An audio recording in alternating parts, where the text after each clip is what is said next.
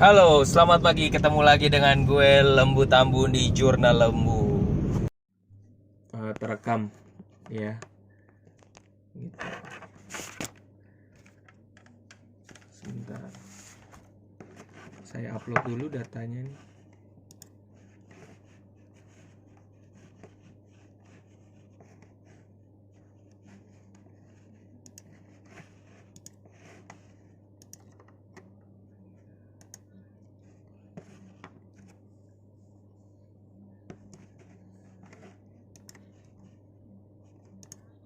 Buat yang belum absen, silakan lanjut absennya. Tadi terakhir Mas Erwin di Jakarta Barat ya. Ada kuis ya, Kak? Iya, betul. Jadi gini, nanti kuisnya sebenarnya pertanyaannya sederhana sih, kuis layaknya kayak saya bertanya aja. Silakan menjawab. Ketika saya nanti mungkin lempar ada pertanyaan, saya akan minta teman-teman untuk menjawabnya. Jadi silakan yang mau jawab dinyalakan headphone-nya gitu. Jadi tidak menerima chatting ya, tapi ngobrol, kita ngobrol lewat lewat suara ya. Jadi buat teman-teman yang bisa mengeluarkan suaranya ya itu nanti ini masuk nilai ke kuis ya, nilai tambahan. Ya, saya biasa melakukan itu ya. Nilai tambahan akan membantu buat nilai ujian. Kalau misalnya rendah, oh nanti ini untuk tambahan nilai gitu. Mas Albert.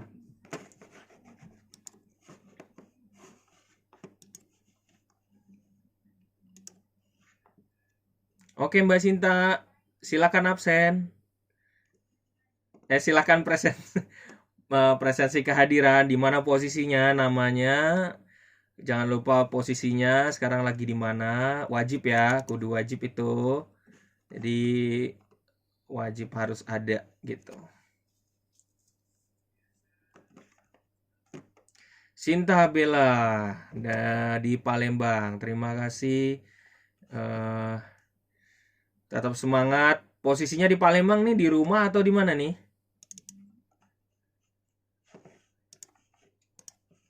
Oh, di kantor ya. Semoga nggak kena. Semoga orang kantor tahu ya bahwa Anda lagi ada kuliah nih. Oke, sekarang 9.29. eh Baik, kita lanjut ya. Terima kasih. Sekali lagi untuk semua, terima kasih atas kehadirannya. eh saya sebentar. Moga-moga wajah saya bisa kelihatan ya. Halo, selamat pagi. Waduh, dari situ bisa. Hari ini hari Sabtu, saya lagi pengen nyantai. Biasanya saya pakai batik, tapi saya lagi pengen bikin sesuatu yang beda aja sih. Saya rajin banget kalau pakai batik karena memang saya pencinta batik dari dulu. Jadi, tapi pengen sesuatu yang beda walaupun rasanya nggak nyaman banget ya.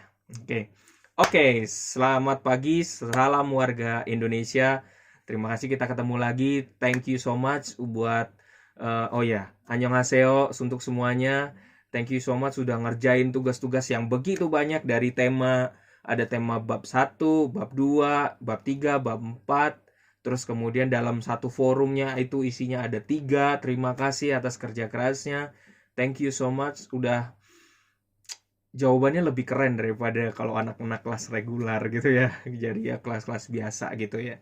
Dan saya mau kasih info dulu pagi ini, intermezzo dalam wawasan Nusantara kita ya.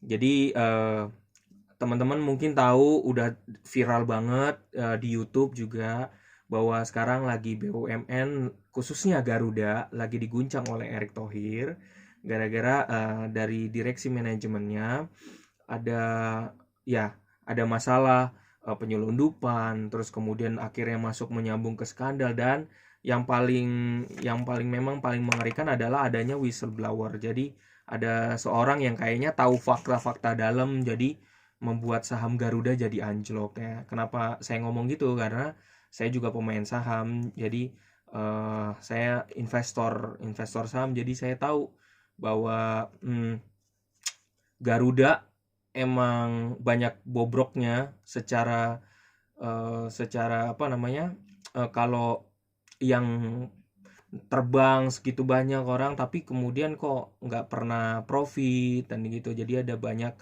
uang yang disalahgunakan, dan cuman kalau dari saya cuman satu sih, kalau kayak ngenanganin kasus gitu harus diberantas bibit-bibitnya dulu gitu ya.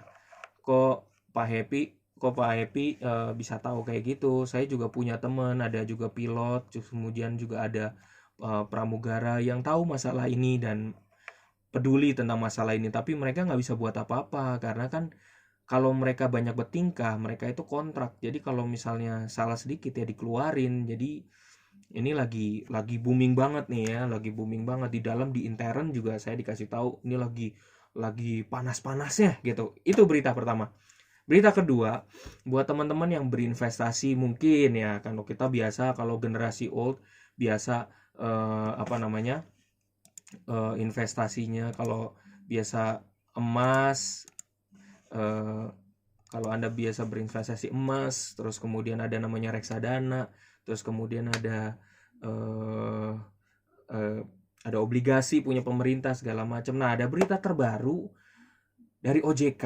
Jadi teman saya di OJK bilang saat ini OJK itu lagi mengusut. Anda pernah dengar kan reksadana, ya kan? Reksadana, ya kan? Kalau asuransi ada investasinya, itu biasanya investasinya ditaruh di reksadana. Nah, reksadana ini lagi diperiksa sama OJK.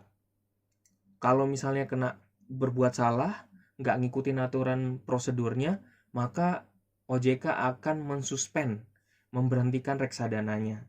Nah, apakah di antara teman-teman ada yang punya reksadana? Mungkin bisa ditulis di chat atau bilang, Pak saya ada nih gitu, investasi reksadana gitu.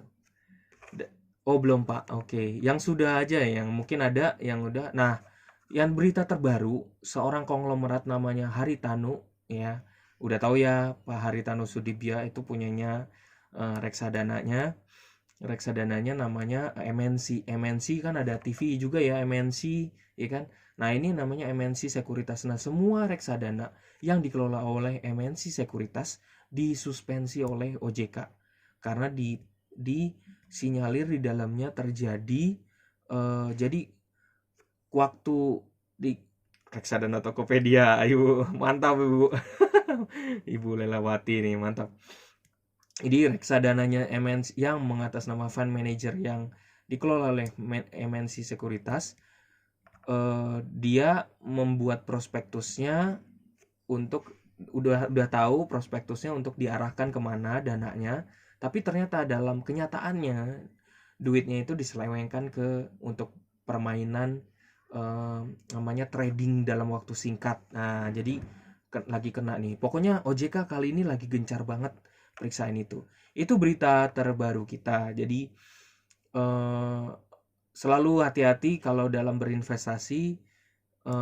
Di Tokopedia it's okay, nggak masalah. Tokopedia walaupun sebenarnya kalau saya pribadi terima kasih udah jujur ini untuk Ibu Mbak Lelawati sama Mas Albert Yosua ya. Kalau misalnya reksadana di Tokopedia nggak masalah juga kok gitu. Emang kalau di situ lewat Tokopedia sebenarnya keuntungannya bisa kecil sih, nggak maksimal. Lebih baik pakai sekuritas langsung ya gitu. Kalau nanti mau tanya-tanya nanti WA saya aja, nanti saya kasih tahu di mana bisa jadi reksadana yang bisa jadi passive income ya. Cuma nabung kayak saya. Nabung nanti itu akan membantu untuk keuangan Anda gitu ya. Sebulan cuma 1.000. Oke, kita lanjut ya. Nanti lanjut. Oke, teman-teman ini di layar ada bahan, saya mau cepet aja. Saya mau mengembalikan kembali mau mengajak teman-teman mengingat kembali waktu di awal saya kasih introduction. Jadi ini tujuannya kenapa sih Anda semua itu belajar, kan sebenarnya tujuannya mau belajar akuntansi kan gitu. Tapi ngapain sih belajar ada pendidikan kewarganegaraan? Tapi memang itu hal yang diwajibkan oleh kebetulan sama pemerintah terhadap BINUS, diminta untuk mengajarkan pendidikan kewarganegaraan agar kita punya kesadaran tanggung jawab kita sebagai masyarakat ya, membantu, karena nggak semua pelajaran itu ada gitu ya. Oh ya, yang buat baru datang, baru hadir, tolong nanti absen ya, tulis di chat ya posisinya di mana yang belum ini ya. Terus saya lanjut ya.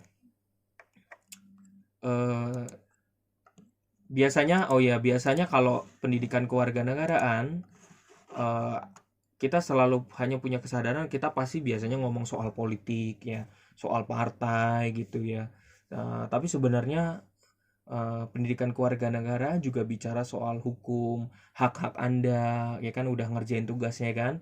Hak-hak Anda sebagai warga negara itu patut tahu ya. Misalnya kalau misalnya masuk di perusahaan, kerja di perusahaan, ditanya aja nggak apa-apa, ditanya kalau cuti dirapel nggak, misalnya tahun pertama, terus tahun kedua, eh, misalnya tahun pertama cutinya dapat, terus tahun kedua dirapel nggak dari kalau misalnya nggak kepake cuti yang di tahun pertama, ya itu harus perlu diketahuin kayak gitu. Jadi terus kemudian budayanya gimana, budaya kalau misalnya kita kerja ya, budaya corporate culture-nya gimana. Kadang-kadang Anda harus tahu, harus apa namanya, tahu juga misalnya kalau saya kan di Periplus ya, kita punya corporate culture ya, hak sebagai apa namanya, karyawan gitu, kita boleh beribadah sesuai dengan eh, agamanya masing-masing, nggak ada pembedaan tentang soal agama, nggak rasis di situ ya. Jadi corporate culture-nya damai apa enggak, dan kebanyakan sih faktanya kalau di kantor saya orangnya kerjanya cukup lama ya, berapa tahun, 10 tahun, karena memang dibuat nyaman. Kalau misalnya kayak istri saya kerja di DHL gitu, itu DHL kalau misalnya setahu saya, kalau misalnya telat masuk ya, masuk kerja gitu ya, itu kena denda tuh jamnya ya, masuk nggak lewat dari jam 8 ada kena dendanya.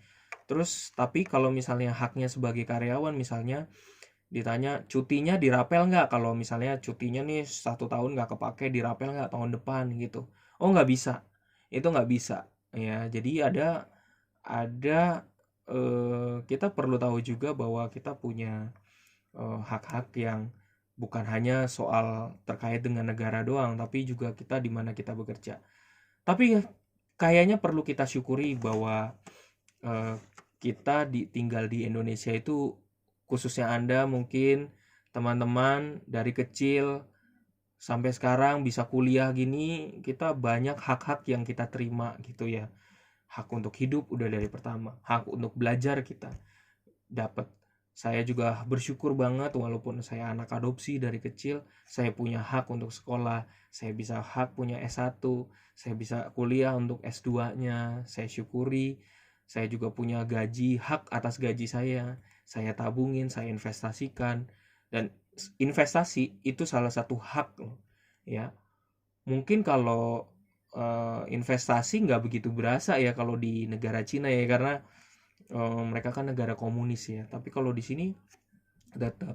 Oh ya, kalau secara masalah global teman-teman mungkin tahu tentang masalah Muslim Uighur ya, yang eh, katanya ditekan oleh negara Cina ya, ditutup-tutupi karena emang ya udah ketahuan sih kan mereka Muslim ya, dan mereka nggak bisa diterima oleh Cina yang negaranya adalah komunis. Maka bersyukur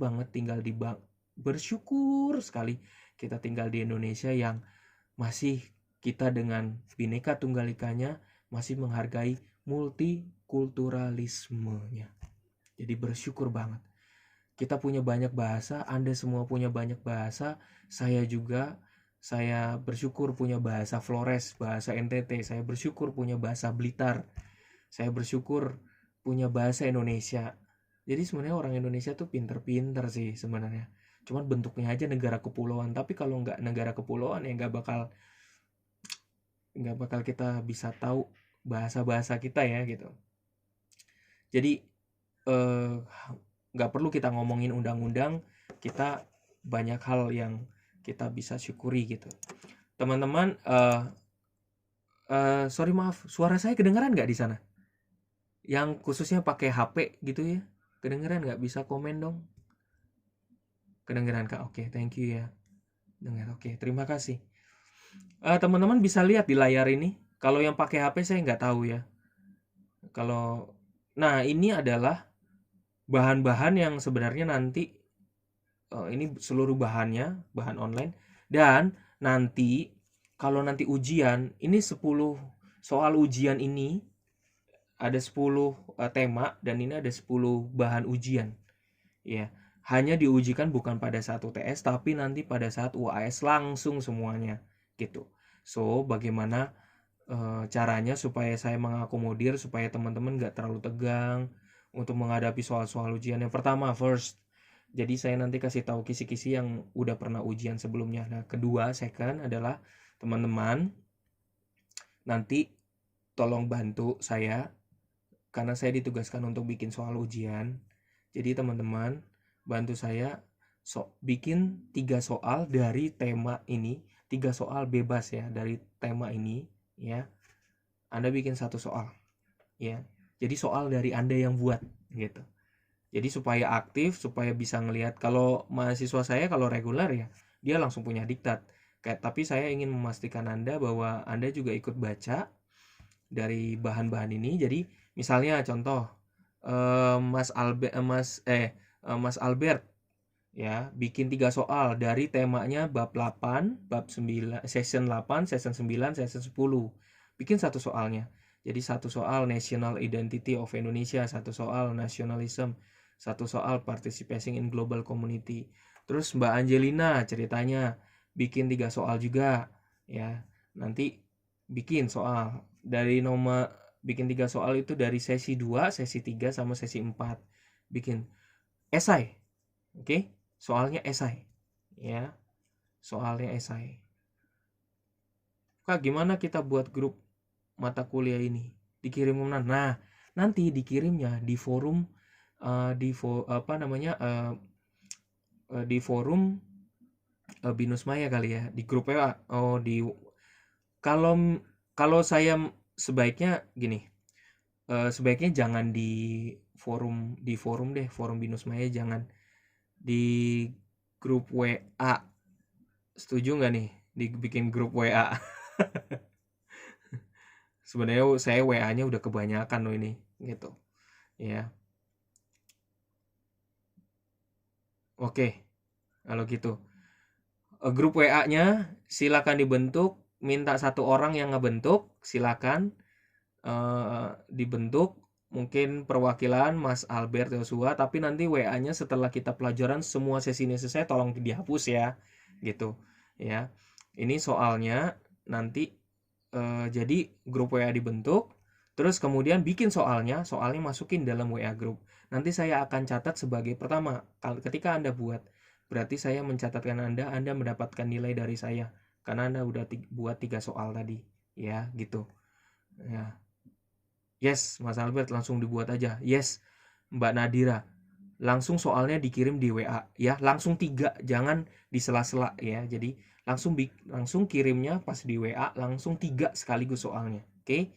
Jadi jangan dipisah-pisah. Soal 1 terus posting dulu. Soal 2 posting, jangan ya. Langsung digabung.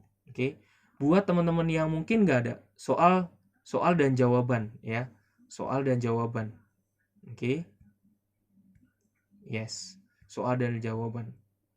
Bisa juga kalau misalnya setelah liburan aja Kak. Oh jangan.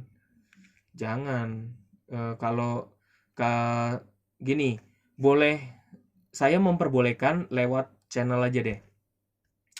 Bagi yang kurang berminat masuk di WA, bagi yang suka masuk di WA langsung kasih soal sama jawabannya 3 langsung ya. Gak usah panjang-panjang jawabannya juga, yang penting kasih tahu nih halaman ini gua carinya di sini, ini ada nih halamannya di sini ya. Kasih taunya gitu, sesi ini dari sesi 2 nih dilihatnya di halaman ini. Nah, kasih tahu gitu ya. Pembagian babnya enggak usah pakai pembagian bab, langsung aja tulis yang mana mau soalnya gitu ya. Gitu. Bebas. Pokoknya 3 soal. Oke.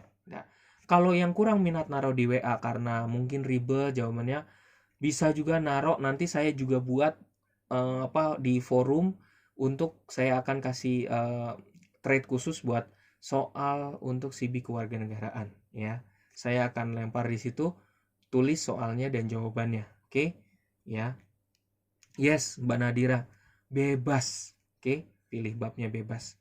Soalnya nanti saya akan input, saya akan masukkan buat nanti saya review gitu ya. Saya akan ajukan soal-soal yang Anda buat sendiri. Nah, kapan lagi kan? Biasanya dosennya yang buat. Nah, sekarang teman-teman sendiri yang buat. Nah, teman-teman bikin soal sendiri, teman-teman yang jawab sendiri. Nanti akan saya follow up ke pihak BINUS gitu ya. Oke. Nanti saya akan lempar juga. Mas Albert langsung buat aja sekarang. Buat aja langsung WA-nya dulu. Nanti nanti baru info ke saya. Lalu nanti di forum juga ada di situ. Saya tidak menganjurkan untuk mengirim ke email karena email saya udah banyak banget. Email saya tuh nanti ketutupan. Nanti kalau Anda ketutupan, mendingan kita ngobrolnya di forum aja. Postingnya di forum, oke? Jadi ini ngebantu ya. Kalau kemarin soalnya dari saya semua ya. Tapi nanti saya akan kasih tahu kisi-kisi yang sebelumnya yang pernah ada ya. Saya nanti ada datanya, itu ada kebetulan ada di Syahdan, jadi saya harus ke sana ya. Ini perlu diingat lagi evaluasinya, attendance-nya. Nanti saya kasih datanya, ini wajib dibaca attendance-nya. Kehadiran tuh 10%, diskusi forum activity-nya itu penting banget. Personal assignment-nya wajib dikerjakan. Tim assignment-nya semoga teman-teman bisa kumpul bareng, diskusi bareng, kuisnya juga. Kadang-kadang beberapa hari lalu saya ketemu dengan mahasiswa BINUS online dan saya tanya, lo semua kalau lagi mau bahan kuis ini ngerjainnya gimana? Iya Pak, kami kumpul di Bekasi Pak. Ini duduk bareng di Burger King, terus kemudian kita kerjain bareng tugasnya gitu. Dan saya kan biasanya kalau mahasiswa BINUS online saya nggak pernah kenal siapa diri Anda gitu kan. Saya nggak tahu pekerjaan Anda apa gitu. Mungkin someday kita sharing ya. Jadi kasih tahu pekerjaan Anda apa, kalau memang wirausaha kasih tahu. Dan waktu saya lagi ngumpul-ngumpul ke Bekasi, itu mereka ada yang satu trader ya, ada satu trader di bursa saham, satu lagi buka usaha ya, terus satu lagi pasangan suami istri ternyata ya, dan dia juga buka usaha. Namun jadi kebetulan kami ketemu itu karena mereka minta saya untuk ajarin tentang investasi ya. Jadi dan mereka di situ juga beberin tentang ternyata kalau mereka tuh ada, kalau diskusi kumpul bareng, ada tugas juga masih tetap kumpul bareng ya. Dan wow gitu, mahasiswa online tuh luar biasa gitu. Ini saya lewatin. Nah ini saya tutup ya.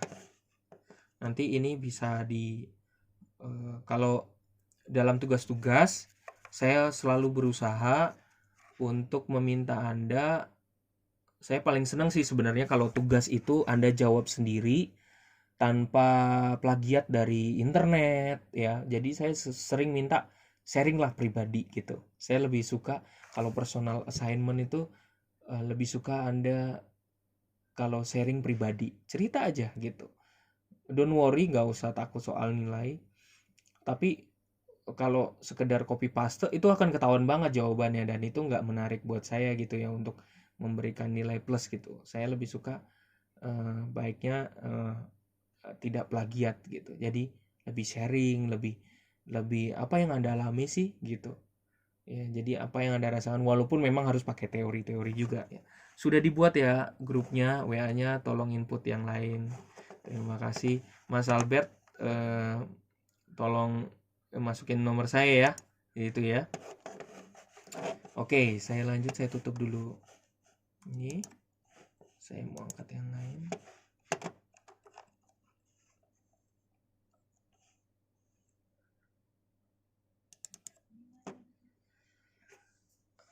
Archipelago of Indonesia, wawasan Nusantara. Teman-teman udah ngerjain tugas dari bab yang 1, bab 2, orang lain sebagai sesama warga negara ya. Terus kemudian bab 3, negara dan konstitusi. Mengenai yang orang lain sebagai warga negara, kita ngumpul di sini ini udah satu sama lain udah mengakui sebagai sesama warga negara loh. Kita punya satu sama lain keterikatan, kita sebagai satu bangsa. Walaupun tadi ya luar biasa banget ya, Ini sampai ada yang dari Palembang, ya dari Bali mau belajar luar biasa banget ya. Ini bukan soal teman-teman membayar untuk kuliah online, bukan, tapi kita kita di sini saling bangun koneksi loh. Jadi kuliah itu kalau dipakai cuma buat belajar doang sayang banget ya. Harusnya dipakai buat cari koneksi satu sama lain ya. Jadi orang lain itu emang memang kita kita satu sama lain, sama kita punya martabat, kita punya hak, kita punya kewajiban. Eh, kita lebih dari sekedar makhluk ya gitu. Kita bukannya homo homini lupus ya, ya homo homini lupus ya sebenarnya. Ya kita adalah makhluk sosial gitu, makhluk yang sebenarnya bisa langsung merasakan sejak kecil. Kita bisa ngerasain yang namanya rasa kesepian ya. Kalau kita kesepian tuh rasanya berarti kita merasa kurang ada orang lain di sekitar kita. Kalau kita diem aja di lingkungan yang baru gitu rasanya juga gak nyaman, karena manusia itu memang tipenya adalah makhluk sosial, membutuhkan orang lain gitu. Tapi memang harus diakui juga manusia itu lebih tinggi derajatnya daripada hewan yang lebih banyak mengandalkan insting. Kalau kita coba, kalau misalnya yang paling banyak beranak, misalnya ya, paling banyak beranak kucing. Siapa yang belum join? Oke.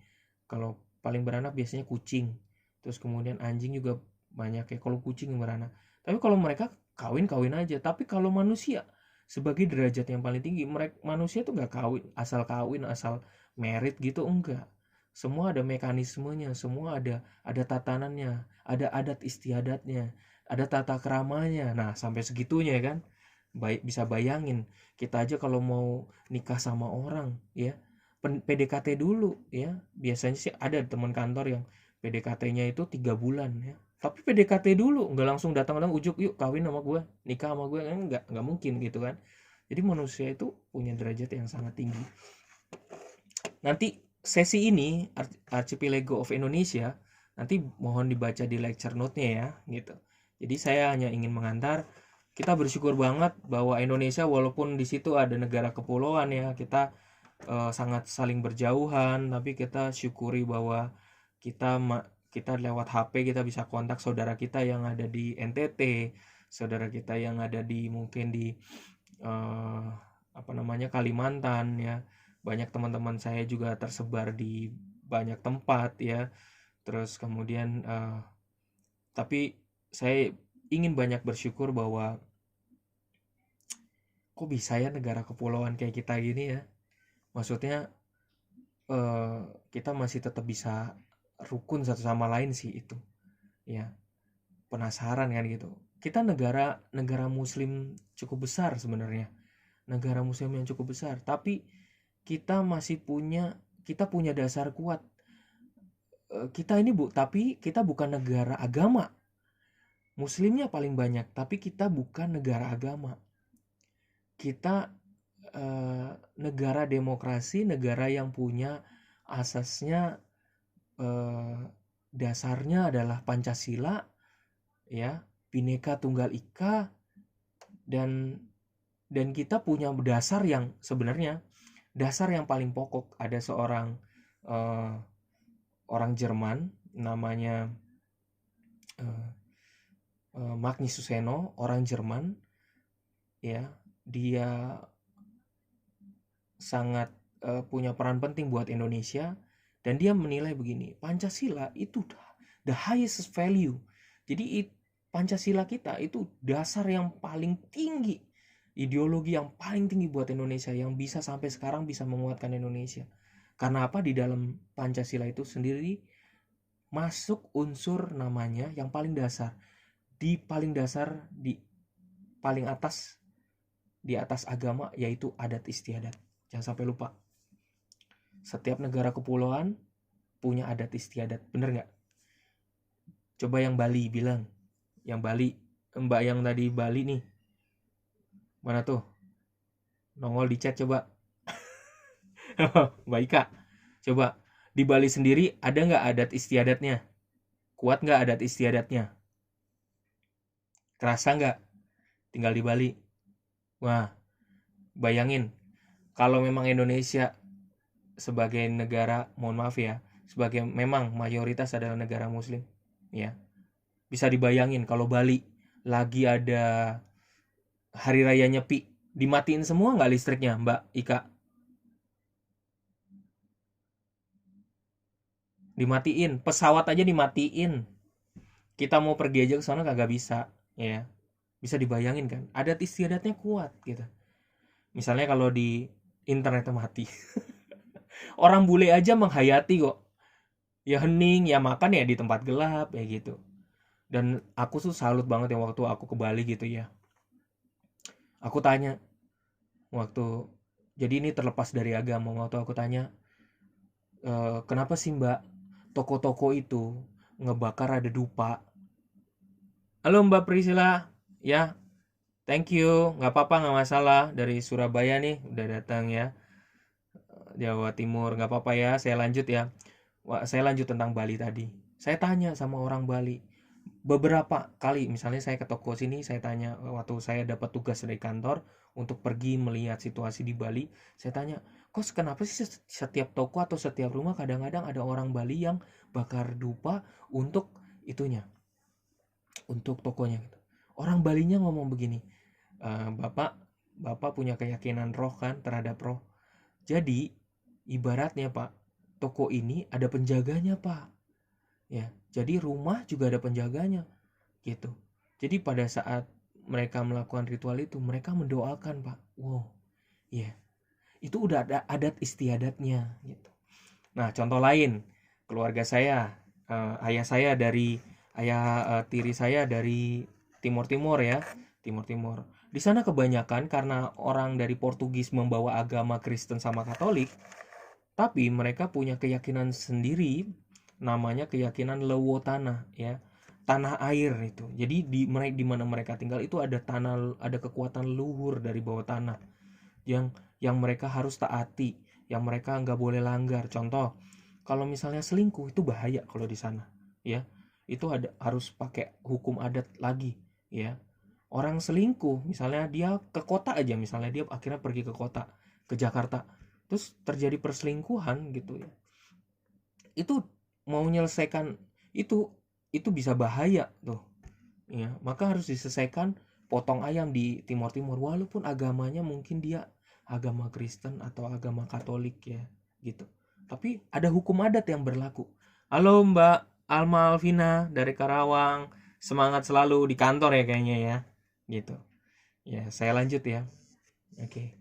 Nah, bisa dibayangkan ya teman-teman kalau jadi misalnya kayak ibu saya dari Blitar ya, dari Blitar, ibu saya tanya beberapa orang Blitar gitu, percaya banget dari adat mereka yang namanya hukum karma, itu kuat banget ya, hukum karma tuh kuat banget. Jadi punya keyakinan, saya punya kenalan, dia punya adat istiadatnya, dia ngelakuin yang namanya kejawen. Nah, kayak gitu, kejawen ya. Orang kejawen tuh biasanya, mungkin kalau salah saya dikritik ya, mungkin di sini ada yang punya aliran kejawen ya gitu. Biasanya mereka punya keris. Nah, kalau misalnya keris itu biasanya ada isinya gitu. Maka di satu suro biasanya harus dimandikan, dibersihkan ya gitu. Contoh lain misalnya kayak di Banten. Kita kita di Jakarta tapi ada satu negara kecil sebenarnya, ada negara kecil yang namanya masyarakat Baduy ya. Masyarakat yang mengisolir dirinya dari masyarakat pada umumnya gitu. Tapi mereka mengakui Indonesia, tapi di sisi lain mereka juga eh, punya keyakinan akan agamanya sendiri ya, keyakinan sendiri. Nah, gitu. Jadi sebenarnya kalau rasanya kayaknya kalau KTP kita ditulisnya di KTP kita tulisannya ada agama apa gitu ya. Kayaknya kurang mengakomodir mereka-mereka ini yang di luar 6 agama ya. Ada kan ada Konghucu juga ya di luar 6 agama ini ya. Jadi ini harus diakomodir, nanti mereka namanya apa gitu ya. Ya. Jadi saya dengar KTP-nya nanti boleh ditambahin, ada saya lupa itu namanya satu lagi apa, penghayat kalau nggak salah, penghayat keyakinan gitu ya, jadi penghayat gitu. Kalau misalnya agama Kristen, agama Katolik, agama Buddha, agama Muslim, agama Hindu, agama Konghucu, satunya lagi agama penghayat gitu ya. Jadi punya keyakinan yang di luar 6 agama itu. Oke. Tapi kita syukuri Indonesia, orang cukup bangga dengan Indonesia. Dan teman-teman, prinsip dari, kalau dilihat ini ada, kita punya kepentingan yang sama, kita punya keadilan, kejujuran, kita juga prinsip-prinsip yang kita dalam wawasan Nusantara kita ya, masyarakat kita ada solidaritas ya, walaupun berbeda pulau juga ada solidaritas, korporasi juga ada kerjasama juga, terus cooperation, terus kemudian ada loyalitas, nilai-nilai nilai-nilai yang dibangun sebenarnya nggak begitu kelihatan dalam kehidupan kita, tapi sebenarnya sangat apa namanya, sangat nyata banget ya gitu.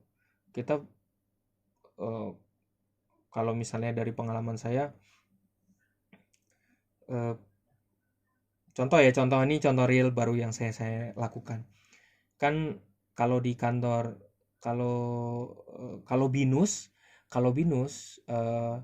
THR-an, karyawannya THR itu di saat karyawannya itu akan merayakan Idul Fitri ya, jadi di tengah tahun ya.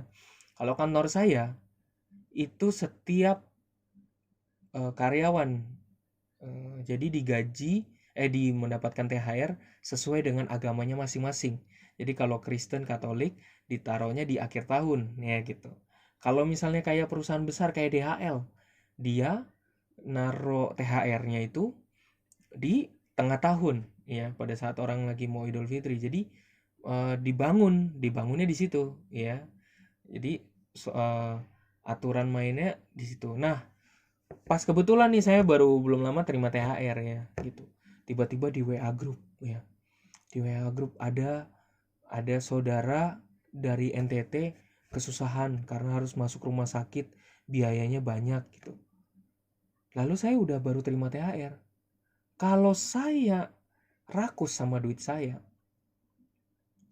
nggak pentingin keluarga besar saya itu dari timur-timur.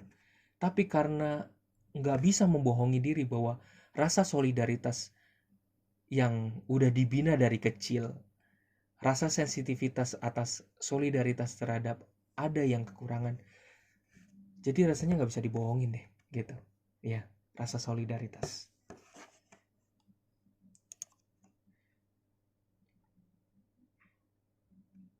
Saya lewatin ya. Oke. Wawasan Nusantara mana yang paling tinggi? Bicara soal wawasan.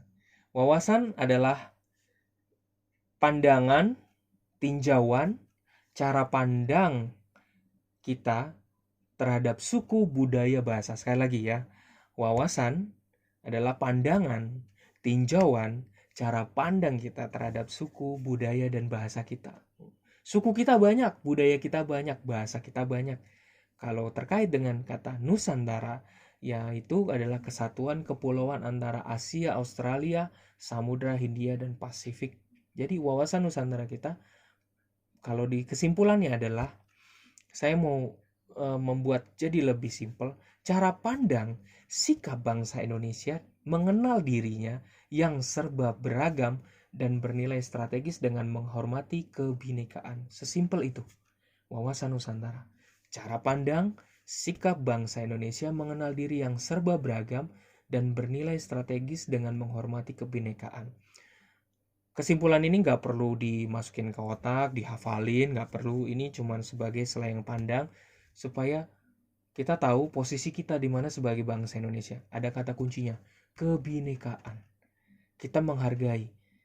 Kita sebagai bangsa Indonesia menghargai ya. Kita memiliki cara pandang kita dalam mengenal diri kita. Ada contoh paling di atas tuh, di atas saya kasih. hukum adat sama agama mana yang paling tinggi? Iya. Hukum adat dan agama mana yang paling tinggi? Sebelum ada agama, sebenarnya yang paling dasar adalah adat. Adat istiadat kita masing-masing.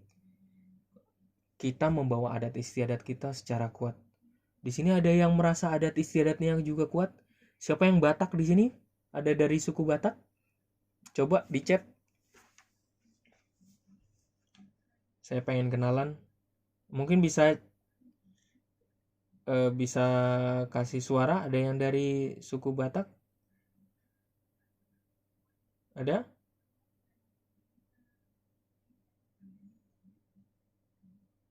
Siapa yang pacarnya, mungkin pacarnya atau suaminya orang Batak?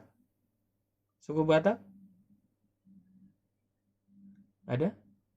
Bisa tulis di chat.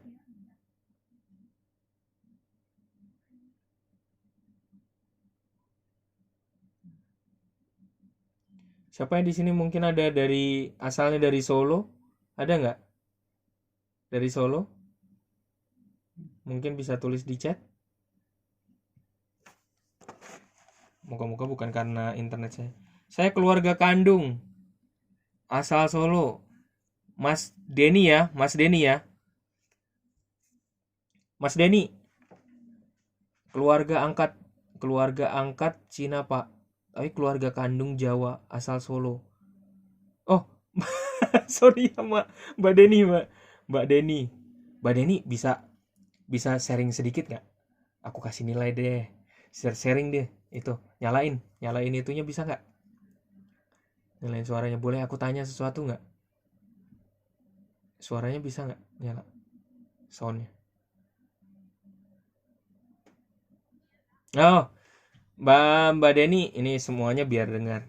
Kalau misalnya keluarga kandung asal Solo, bahasanya halus atau bahasa Jawanya halus atau bahasanya ngapak? Bahasa halus. Coba kamu. Nih aku kasih nilai kalau kamu bisa ngomongin pakai bahasa Jawa. Bisa? Bahasa Jawanya nggak hilang kan? Nah, contoh ngungkapin sesuatu deh. Kalau misalnya ada kalimat aja, kalimat ngungkapin sesuatu, terus kemudian kamu kasih arti. Kalimat kalau misalnya ucapin aja, misalnya selamat pagi nih, saya asalnya dari Solo, terus kemudian naik ke sini, datang ke sini naik kereta jauh-jauh. Nah, coba deh gitu.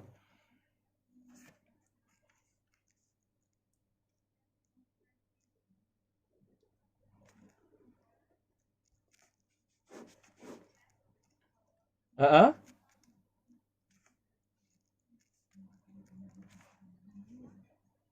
Heeh. Oke, makasih ya, Mbak Deni. Thank you ya. Nanti dapat poin dari saya udah langsung ya, gitu ya. Ini udah saya catat nih, saya catat nih. Ya, asal, terima kasih ya. Oke, terima kasih. Nah, jadi eh, rasa apa namanya? Jadi cara eh, kalau misalnya orang Solo gitu pakai bahasa ngapak gitu kayaknya nggak cocok ya.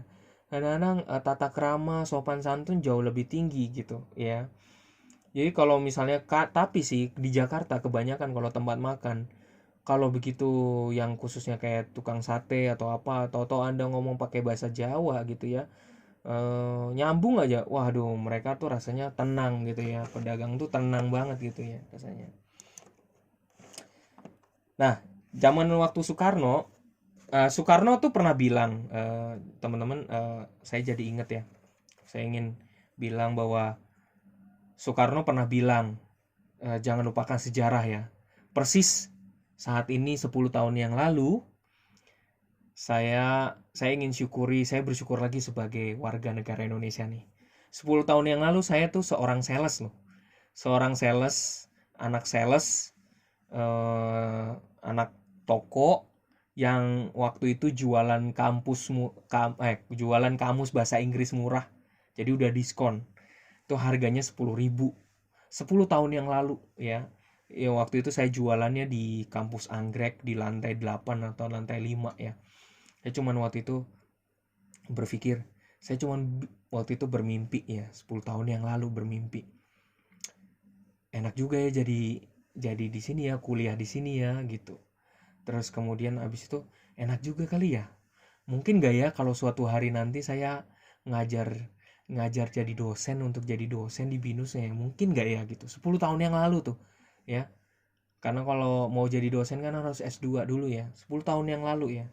Eh, teringat aja sama Presiden Soekarno, tempat asal saya. Jangan lupain sejarah, itu penting. Dimana sejarah kita itu tumbuh 10 tahun yang lalu nih. Saya cukup bersyukur banget ya. 10 tahun yang lalu jadi sales, sekarang udah 10 tahun lewat jadi dosen. Tapi perjuangannya juga keras juga ya.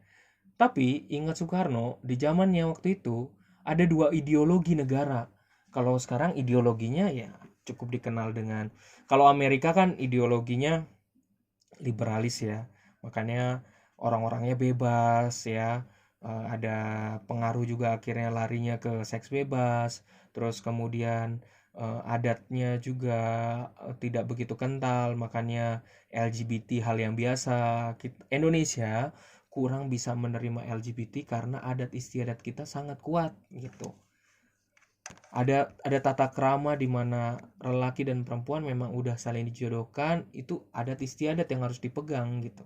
Jadi agak sedikit sulit, walaupun mungkin ada yang sembunyi-sembunyi di Indonesia lakukan LGBT gitu. Tapi sebenarnya kita sangat menghormati adat istiadat di Indonesia sendiri. Nah, mengenai ideologi negara, dulu dia kenal namanya liberalis sama sosialis, tapi Soekarno dengan jelas menolaknya. Makanya di PBB, waktu di PBB dia bilang Indonesia itu Pancasila ideologinya. Jangan pernah ke liberalis, jangan pernah ke sosialis.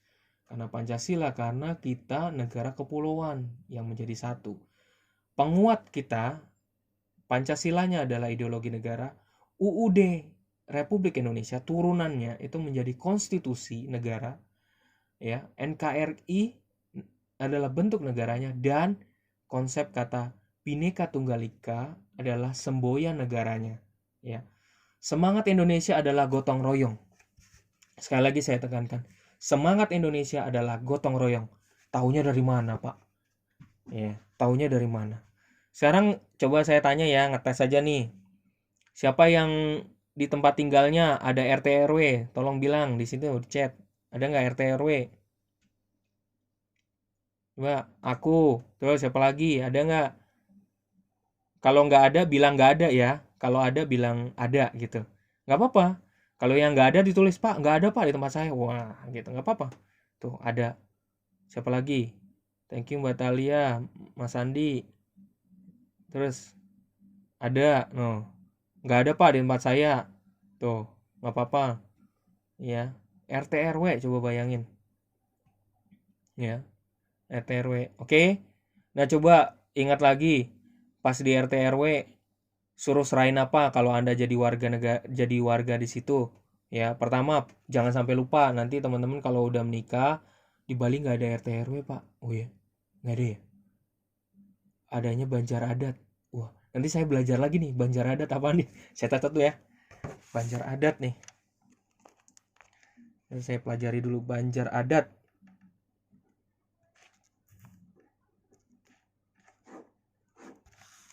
Nah, terima kasih tuh yang udah nulis tadi di ada RT RW. Nih saya catat nih orang-orangnya. Dapat nilai dari saya nih ya. Nih, tadi Dara, Denny, Erwin, Albert, Monica, Sinta, Salkania, Francisca, Alma, Andi, Talia, ya, Nurul. Ini dapat nilai nih. Nah, Mbak Gloria masuk lagi bilang. Ada, ya. Coba RT RW, kalau nanti Anda jangan sampai lupa, kalau bisa misalnya lapor, wajib punya kakak kan. Nah, lapor di situ. Terus wajib punya KTP. Ada Pak RT RW, cuman kadang nggak berguna juga. Thank you Mbak Nadira. Ya, ya. Ada lapor di situ. Sebenarnya RT RW itu punya kuasa loh. Setahu saya RW itu dibayar loh, ya. RW itu dapat duit nih. Terus kemudian terus gotong royongnya di mana gotong royongnya? Kas barengan, ya kan? Ya, bayar barengan, nagih uang iuran. Oh, RT nagih uang iuran doang. Nagih uang iuran habis itu harusnya buat dipakai buat 17 Agustusan bareng-bareng ya. Buat dana buat gotong royong ya. Buat 17 Agustusan ya. Oh, buat bersihin komplek. Nah, gitu. Itu gotong royong tuh semangatnya, gotong royong banget. Oke. Oke, berikutnya ya. Siapa yang saya terserah deh. Ada yang mungkin di keluarga, ada yang mungkin di RT RW. Gini. Siapa yang di RT RW ada arisan? Coba tulis. Saya catat nih. Ada arisan ya. Oke, ada arisan ibu-ibu, nggak ada. Siapa lagi? Saya catat nih namanya nih. Wah, arisan ibu-ibu lebih banyak. Ya. Hebat nggak tuh arisan, ya. Dulu dalam sejarah yang paling mendasar perekonomian Indonesia waktu di awal kemerdekaan dilakukan gara-gara jasanya Bung Hatta, dikenal dengan konsep namanya koperasi, ya. Koperasi, belum arisan, koperasi. Ya, jadi koperasi diresmikan, mupuk dana perekonomian buat ngebangun. Waktu itu masyarakat muslim sangat kuat, Serikat Dagang Islam. Jadi duit itu diputar berat buat perekonomian, buat masyarakatnya. Lama-lama akhirnya setelah koperasi, jadi koperasi, duit koperasi itu kalau berasa, ibaratnya berasa cuannya kalau duit itu nanti setelah diputar eh, dapat balikannya gitu ya, dapat balikannya, duit itu terpakai baru ada manfaatnya yang diterima. Lama-lama kemudian mulai dari itu namanya sebenarnya koperasi itu jenis investasi kalau menurut saya di hitungannya. Cuman sekarang jenis investasi udah banyak berkembang ya. Dulu sangat kuat banget koperasi ya, koperasi sampai sekarang juga banyak nerapin kok, tempat-tempat perusahaan besar juga ada koperasinya juga ya, perusahaan-perusahaan besar, ada gereja juga ngelakuin yang di umat, eh, yang lain juga, masyarakat yang lain juga ngelakuin ya. Tapi yang biasa tuh arisan. Nah, arisan itu bukan investasi, arisan itu menunda keinginan kita, membantu dulu duit kita untuk orang lain, kemudian duit itu nanti akhirnya balik ke kita. Sebenarnya kalau menurut saya, kalau koperasi itu kalau arisan itu bagus banget, tapi memang tujuannya bukan untuk investasi. Cuman semangat yang dibangun dari arisan itulah gotong royong gitu. Jadi Indonesia itu punya mental gotong royong, semangatnya gotong royong gitu. Yang paling keren lagi kalau di RT RW, siapa? Jujur tulis di sini lagi. Udah saya catat, tunggu ya. Yang di sini tadi ada, karena saya rekam jadi saya bisa tahu nih. Yang arisan ya, tadi saya mau sebut di sini. Arisan Dara, Salkania, Safira, Erwin, Nadira, Aisyah, Radita, Albert, Yosua, Talia, Angela, Sinta, Bella, Denny, Setiawati, Francisca, Sunjaya, Radita, Priscilla, Nadira, Aisyah, Safira, Rosalia, Lelawati, Monica Aprila Susanto, Andi Satriadi, Nurul Apriyani, Alma Alvina, Dara Abigail, terus kemudian Denny Setiawati. Nah, siapa tadi saya lanjut ya. Oke. Terima kasih yang udah jawab arisan ibu-ibu ya. Luar biasa tuh arisan ibu-ibu, bisa di lingkungan arisan ibu-ibu. Arisan bapak-bapak ada nggak? Siapa yang? Ayo tulis di chat, arisan bapak-bapak. Ada. Wow, Safira. Bapak ada, ibu ada. Gloria. Ya. Mana nih? Oke. Terima kasih, nanti saya catat ya ini ya. Oke, chatnya ini saya bisa catat soalnya ya, jadi don't worry gitu. Oke. Pancasila dan UUD 45 udah harga mati buat Indonesia. Cuman sampai sekarang ada aja yang ingin, jujur, menghancurkan itu. Kami taunya dari mana? BINUS kan dikasih tahu sama pemerintah, ada aja yang ingin menghancurkan. Sebenarnya dalam Pancasila sama UUD itu adalah sesuatu yang ideal, harga mati. Salah satunya yang harus kita bongkar saat ini, khususnya buat Indonesia, ya, khususnya sebagai warga negara Indonesia. Masalah utama kita sangat terlihat dari kemiskinan sama korupsi.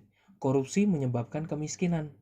Korupsi, duit-duit disalahgunakan, duit-duit hanya dipakai untuk kepentingan orang tertentu aja, memperkaya diri dan akhirnya memiskinkan orang lain, ya. Ya nggak usah cari susah deh. Contoh yang paling kelihatan ya,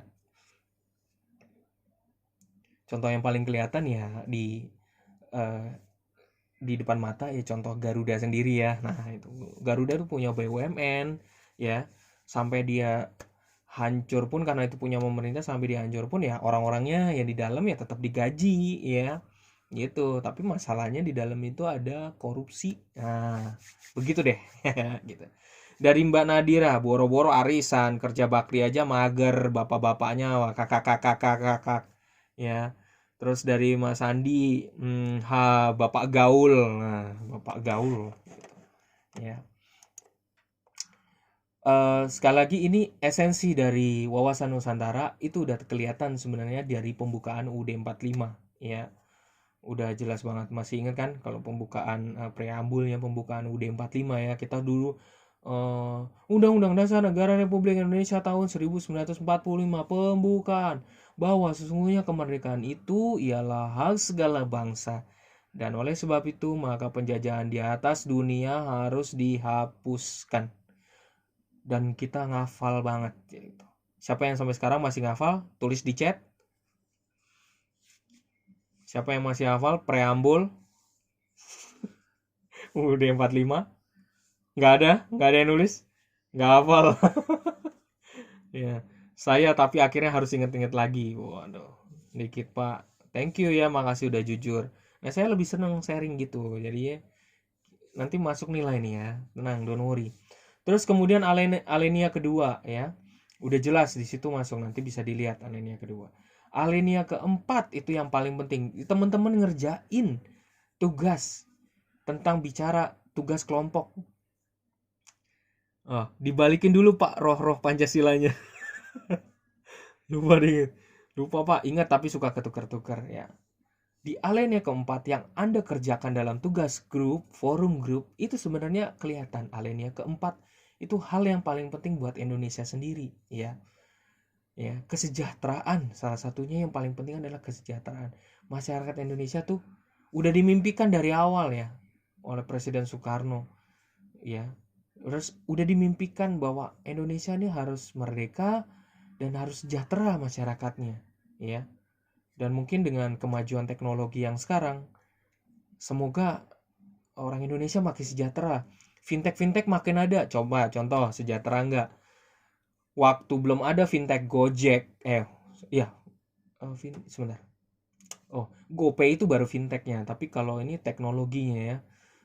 Jadi sekarang di era industri 4.0, jadi bukan human, sumber dayanya bukan manusia lagi, sumber dayanya adalah teknologi, tapi manusianya menjadi investor. Sekali lagi masih ingat kalau nggak salah saya pernah bilang waktu dulu nggak ada, kalau nggak ada Gojek maka tukang ojek cuma nongkrong di pinggir menantikan orang. Sekarang Gojek tiba-tiba begitu banyak orang jadi pengen jadi tukang ojek online, dan orang bekerja dari situ, dapat nafkah segala macam, dan itu aplikasi anak karya bangsa untuk mensejahterakan. Selain tadi tujuan awalnya sebenarnya karena nadimnya cari tukang ojek susah kan gitu, tapi gara-gara aplikasi ini muncul jadi orang gampang dengan mudahnya ya malas pergi, susah karena jauh, tinggal minta tukang ojek aja turun anterin. Dan waktu itu ketika Gojek ini muncul, perdebatan orang ojek yang konvensional tuh ngamuk-ngamuk, marah-marah. Harusnya mereka yang belajar, mereka yang survive untuk bawa ini, salah satu juga jadi celah untuk mendapatkan uang kan, rezeki gitu. Jadi teman-teman bisa bayangin ya, demi kesejahteraan adik saya sharing ke teman-teman. Adik saya kerja di kerja di satu di gereja kan juga ada sekretariat ya. Adik saya kerja di sekretariat. Kalau pas dia ada libur, dia cari extra job, dia ngajar. Tapi nggak berhenti di situ. Dia daftar juga Gojek, ya. Daftar. Waktu-waktu liburan dia pas malam dia pulang dari sekretariat ya gitu, dia ngojek gitu. Ngojek online, cari tambahan. Karena memang kesejahteraan itu penting banget gitu, ya. Dan isu yang belum tercapai sampai saat ini untuk Alenia keempat adalah isu kesehatan. Sekali lagi isu kesehatan, harga biaya-biaya kesehatan mahal, terus kemudian BPJS juga mengalami defisit juga ya. Entah kenapa ya, mungkin gitu. Kalau menurut saya problemnya, kalau dari yang saya pelajari, akarnya adalah menurut saya kenapa sampai dia defisit, terus karena orang Indonesia nggak mampu juga bayarnya juga gitu ya, karena kenapa garis kemiskinan juga masih banyak ya. Dan kenapa salahnya gimana? Salahnya di mana? Karena masyarakat Indonesia dengan sangat jelas literasi finansialnya sangat rendah banget. Jadi waktu dia tumbuh dari kecil, dia tidak punya kemampuan untuk literasi finansialnya, mengatur keuangannya. Cari duit gampang, cari keuangan itu mudah, cari uang itu selalu banyak celahnya, tapi memanage dari kecil, mengajarkan keluarga untuk punya kemampuan literasi finansial itu kayaknya masih rendah banget. Dan kita masih kalah sebenarnya. Indonesia harus diakui masih kalah dari Singapura, dari kalau nggak salah mohon maaf kalau saya salah, dari Thailand soal masalah literasi finansial ya dari kecilnya. Habisin lebih gampang kak. Habisin lebih gampang ya. Oke, ini teritori kita udah tahu ya. Teritori ini diajarin, betul nggak? Diajarin dulu ya di sekolah ya. Teritori nggak usah saya bahas lagi ya. Karena kita kan ngomongin wawasan Nusantara. Diajarin nih, suruh apalin. Ini waktu itu keluar nih di ujian nih ya. Saya lewat. Nah teman-teman, di sini saya nggak hanya sekedar mau ngajarin soal teritori yang ada, tapi kekayaan di Indonesia saya kasih tahu beberapa faktanya ya. Ini udah tahu ya, teritori dari pangkal kita sering berantem sama sama Malaysia soal-soal wilayah ya itu. Terus kemudian ini salah satunya bicara konsekuensinya dari kita tinggal di Indonesia. Konsekuensinya adalah kita pluralistik ya, kita banyak agama, kita banyak etnis, kita banyak bahasa, kita banyak local culture juga. Jadi mari kita belajar menghargai perbedaan ya, jangan perbedaan itu indah kok ya, perbedaan itu indah. Kalau kita makin belajar, Indonesia makin hebat kok. Orang Indonesia tuh hebat loh di mata orang luar gitu sebenarnya. Banyak yang nggak nyadar aja gitu, orang Indonesia tuh hebat gitu ya. Justru malah saya tahu juga dari teman-teman yang udah nikah, cewek-cewek Indonesia itu banyak dilirik sama orang bule di luar gitu ya. Jujur aja ya, jangan GR ya, tapi memang faktanya begitu. Orang Indonesia tuh cantik-cantik, orang Indonesia tuh lebih lebih punya budaya ya, jadi makanya disuka gitu. Makanya kenapa orang bule juga sampai sekarang juga lebih senang juga mampir atau mencari inspirasi. Ada yang ke Bandung, ada yang ke Bali karena tempat inspirasinya ya. Jadi kita harus wah, baik kak, gimana rasanya punya suami bule? Gimana rasanya?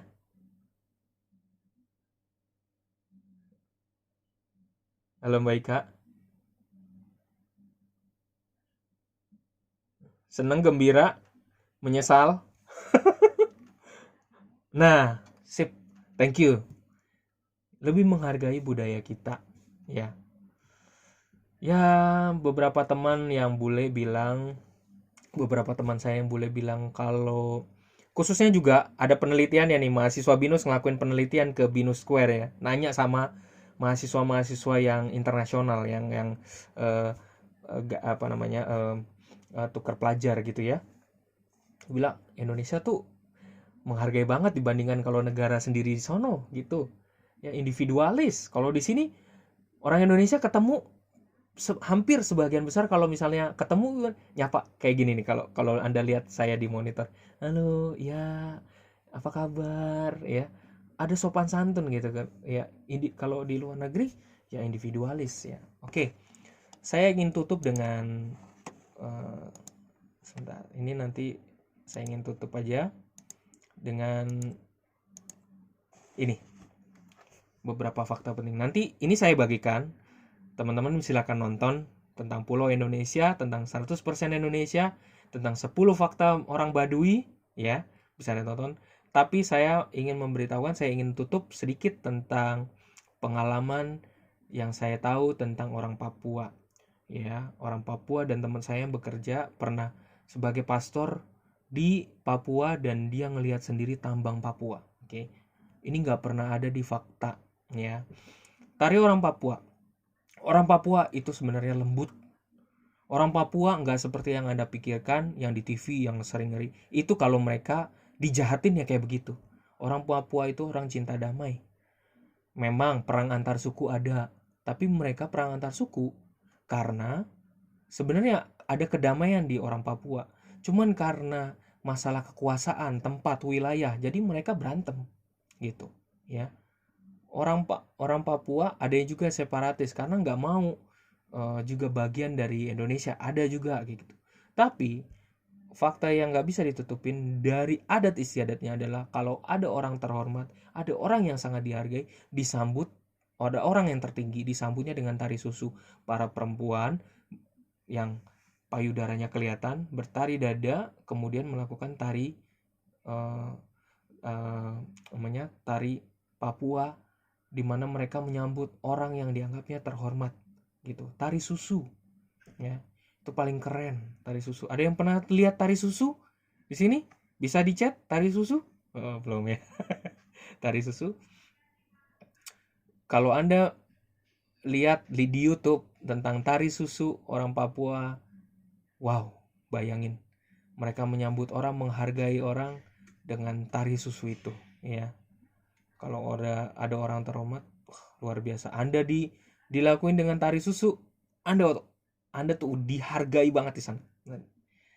Kedua, selama ini kita nggak pernah lihat kan kalau tambang yang di Freeport ya kan. Ini soal makanya wawasan Nusantara ya.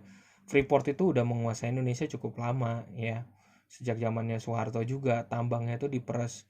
Nah, karena nggak banyak terbuka diulas di YouTube atau dimanapun, ada teman saya yang kebetulan seorang pastor yang akhirnya dapat kesempatan privilege untuk masuk ke tanah terdalamnya di tanah Papua untuk ngelihat itu tambangnya Freeport.